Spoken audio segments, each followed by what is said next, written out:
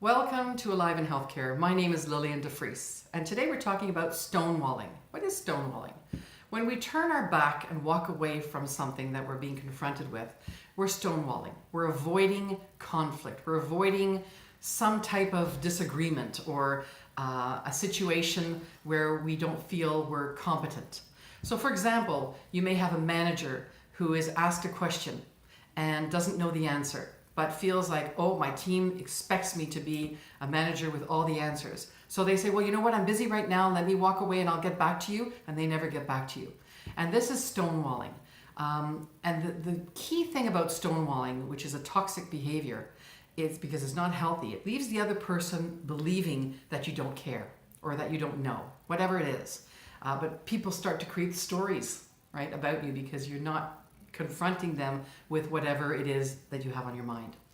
So to walk away is something to ask for in a relationship, to say, you know what, when this happens, I get triggered and I just want to blow my, the steam off here, and I need time to think. So ask for what you need. That's the first thing. And sometimes it's not in the moment, but prior, so people know that this is your go-to.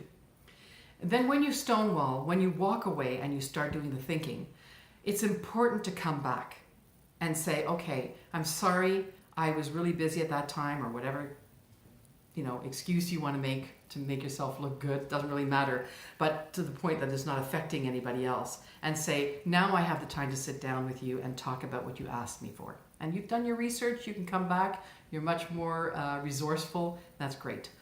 But the other piece is also when you're in conflict with a friend or a colleague at work, is to actually say, I need the time to cool off, and when I come back, I can sit down and talk about this. That's the piece. Don't use this toxic behavior in a way that's going to hurt you and others.